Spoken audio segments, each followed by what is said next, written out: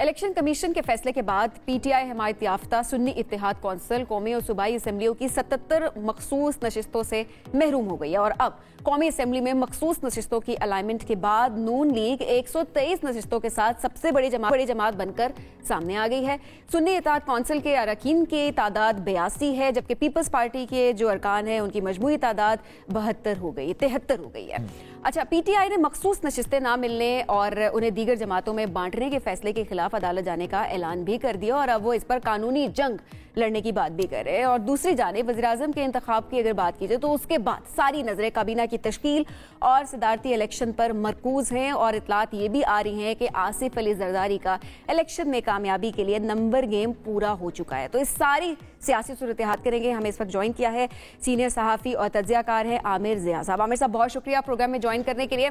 आमिर साहब, जाहिर है अब सुन्नी इत्तेहाद कौंसिल को मखसूस नशिस्तें नहीं मिली, लेकिन वो मखसूस नशिस्तें बाकी जमातों पर डिस्ट्रीब्यूट हो जाना, वो सारी बढ़ जाना, इसको आप किस तरह देखते हैं? इस फैसले आप इसको अलॉटमेंट कहते हैं या अलाइनमेंट कहते हैं?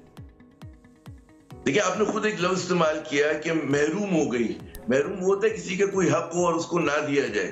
अब हमारे यहाँ देखिए, पाकिस्तान में इतना ज्यादा सियासी महाजराई और तजाद बढ़ गया है और अगर हुकूमत का हदफ ये कि हमें अपनी मईशत को बहाल करना है, उसके लिए सियासी जो टेम्परेचर है उसमें कमी की जरूरत है।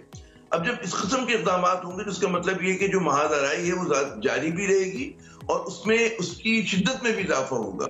तो मैं समझता हूँ कि ठीक है, एक अभी लग ये रहा है कि जी नून लीग को बड़ा फायदा हुआ है, उसकी नशिस्तें 123 हो गई हैं। इसी तरह पाकिस्तान पार्टी को जैसा आपने फरमाया कि 73 नशिस्तें हैं, लेकिन जाहिर है कि लोगों का इसके ऊपर सवालिया निशान बन गया है। क्या ही अच्छा होता कि जमातें खुद इलेक्शन कमीशन ऑफ पाकिस्तान बेशक एक फैसला कर रहा है जिसका किरदार बहुत ज्यादा मुतनाज़ा हो चुका है। मुझे याद नहीं पड़ता अपनी 30-32 साल सहाफत के दौर में कभी भी इलेक्शन कमीशन ऑफ पाकिस्तान पे इतने ज्यादा इल्जाम लग रहे हों। और बात ये नहीं होती कि इल्जाम दुरुस्त है, सही है, कतई नजर इस बात के, असल बात होती है कि परसेप्शन की। अब एक बहुत बड़ी तादाद है पाकिस्तानियों का जिनका परसेप्शन इस वक्त इस पूरे इलेक्टोरल प्रोसेस के मुतालिक मनफी है। उसे दुरुस्त कैसे करना है, ये जिम्मेदारी है हमारे इदारों की बशमूल अदलिया के और ईसीपी के।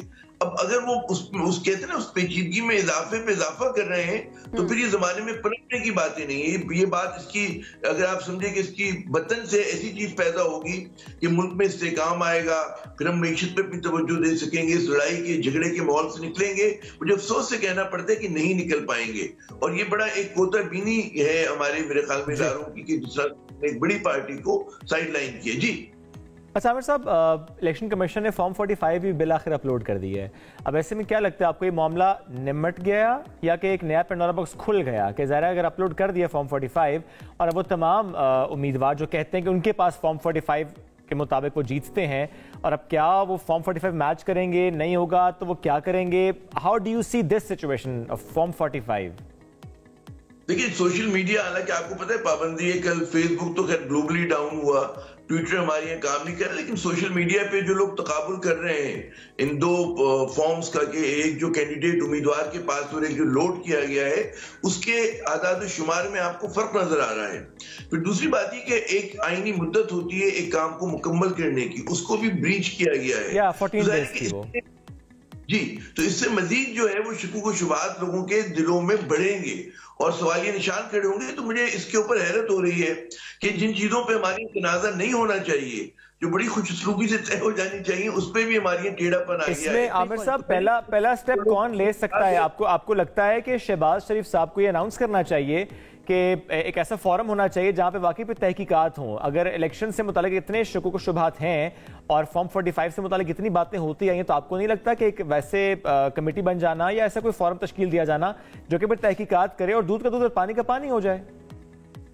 अब दुरुस्त फरमा कोई जुडिशियल प्रोब हो हुकूमत की तरफ से हो या अदलिया खुद नोटिस ले, क्योंकि देखिए पाकिस्तानियों का इत्मीनान जो है जमहूरियत पे, जमहूरी इदारों पे जो है वो मुतदलदल हो रहा है, वो हिल रहा है। वो देख रहे हैं कि जी हमने वोट डाला, बकौल उनके कि जी वोट डाला, लेकिन नतीजा किसी और के हक में आ गया और कोई एक जमात नहीं है कि जिसको इतराज हो। सब जमातें जीडीए है उसमें शामिल है, जमात इस्लामी शामिल है, तक पीपल्स पार्टी को इतराज है, नून लीग को भी इतराज है बात चीजों के ऊपर। तो गालिबन ईसीपी की परफॉर्मेंस जो है वो क्वेश्चनेबल हो गई है और इनसे सवाल करना चाहिए कि जी आपने एक तो डिले कराया इलेक्शन को, फिर जिस तरह से कराया उसके नतीजे में बजाय इसके कि चीजें जो है वो उसकी पेचीदगी दूर होती सुलझती चीजें मजीद उलझ गई हैं। जी बिल्कुल। तो ज़ाहिर है ये सारी सूरत हाल हम सबके सामने है कि किस तरह से पूरा प्रोसेस हुआ और उसके बाद किस तरह से अब भी प्रोसेस को आगे चलाया जा रहा है। अच्छा आमिर साहब, अब जाहिर है अब जिस तरह आपने भी कहा कि बाकी जमातें भी हैं, मुख्तलिफ एतराज़ात उनके हैं, अब ये हुकूमत को कितना टफ टाइम दे सकती हैं ये जमातें जो कि अभी हुकूमत के साथ नहीं, और क्या हुकूमत कोई स्ट्रैटेजी अपना सकती है इनसे निपटने के लिए, या फिर आपको ये PDM 2 ही दिखाई दे रही है?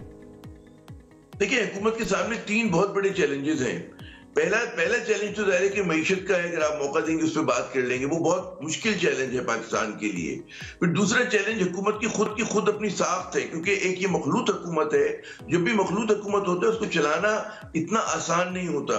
साझे की इंडिया होती है, उसमें लोगों के मुख्तलिफ तकाजे होते हैं, तो एक कमजोर हुकूमत है।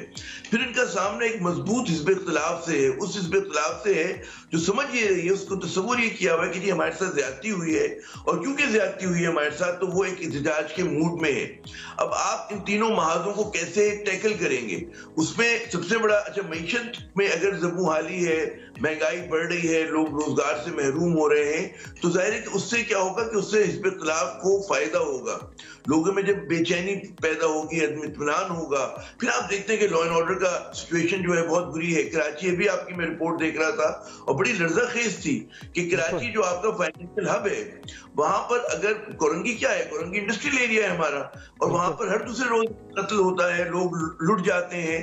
तो आपको लग रहा है कि एक डिके आ रहा है, एक आपके यहाँ जो है कानून की हुक्मरानी नहीं है, हमारे इदारे काम नहीं कर पा रहे, हमारे इदारे डिलीवर नहीं कर पा रहे। एक मिसाल दूं आपको कि कराची में जहां पे मुजरिमों से शहरी तंग है, वहां पे आवारा कुत्तों के गोल लोगों के पीछे दौड़ रहे हैं। पिछले बरस 50,000 लोगों को काटा था।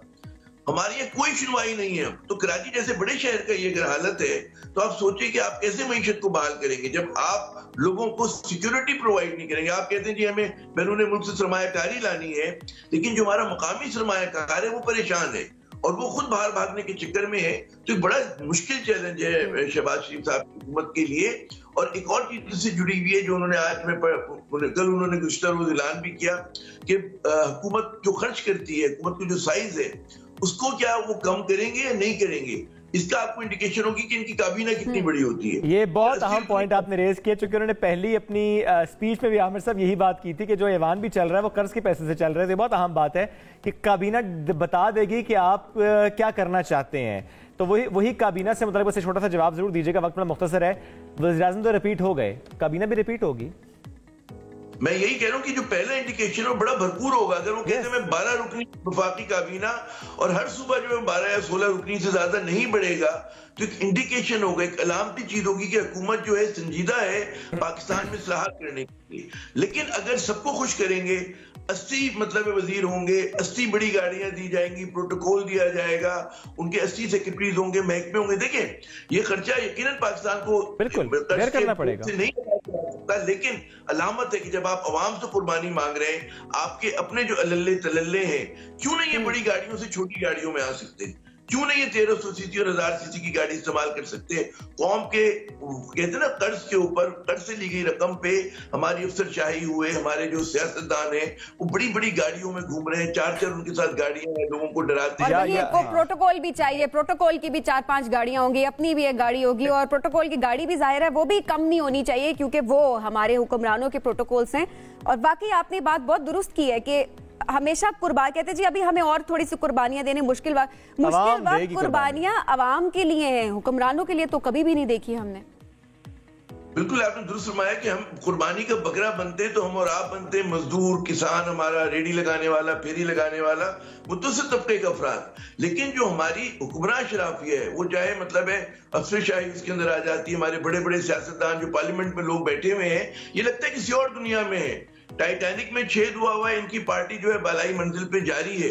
तो इनको बिल्कुल एहसास होना चाहिए कि मुल्क बहुत मुश्किल और अगर वाकई एहसास है आमिर साहब, तो ये हमें नजर आएगा कि काबीना कितनी बड़ी होती है, कितने वजीर होते हैं, कितने मुशीर होते हैं, इससे खासा समझ आ जाएगा कि कितनी सीरियसनेस हुकूमत में है। आमिर साहब बहुत शुक्रिया, साथ मौजूद थे।